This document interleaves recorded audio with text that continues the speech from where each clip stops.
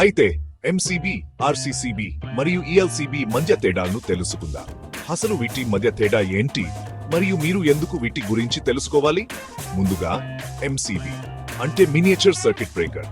దీని పని ఏంటి? చాలా సులువు. ఇది మీ ఇంట్లో వైర్లను ఎక్కువ కరెంట్ నుండి మరియు షార్ట్ సర్క్యూట్ల నుండి కాపాడుతుంది. మీరు ఒకేసారి చాలా పరికరాలను ప్లగ్ చేసినప్పుడు కరెంట్ ఎక్కువైతే ఎంసీబీ జరిపాయి పవర్ ని కట్ చేస్తుంది. ఇది మీ ఇంటికి అగ్ని ప్రమాదాల నుండి రక్షించే బాడీగార్డ్ లాంటిది. ఇప్పుడు ఆర్సీసీబీ ఇది కొంచెం తెలివైనది. Residual current circuit breaker. ఇది కేవలం కరెంట్ ప్రవాహాన్ని మాత్రమే కాకుండా లీకేజ్ కరెంట్లను కూడా గుర్తిస్తుంది.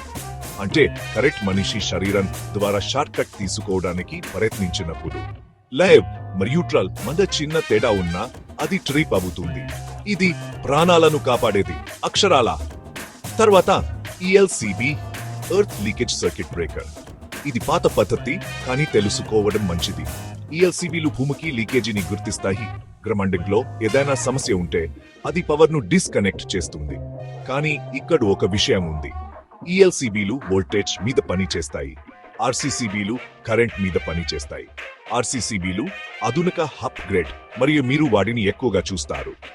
సంక్షిప్తంగా ఎంసీబీ మీ వరను ఉపకరణాలను రక్షిస్తుంది, ఆర్సీసీబీ మిమ్మల్ని రక్షిస్తుంది. మరి ఈఎల్సీబీ అది ఆర్సీసీబీకి పౌర్వీకుడు, కానీ పాత సెట్లలో ఇప్పటికీ కనిపిస్తుంది.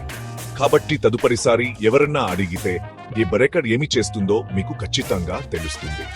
సురక్షితంగా ఉండండి మరియు మీరు పని చేసే ముందు ఎల్లప్పుడూ 1కి 2 సార్లు తనిఖీ చేయండి.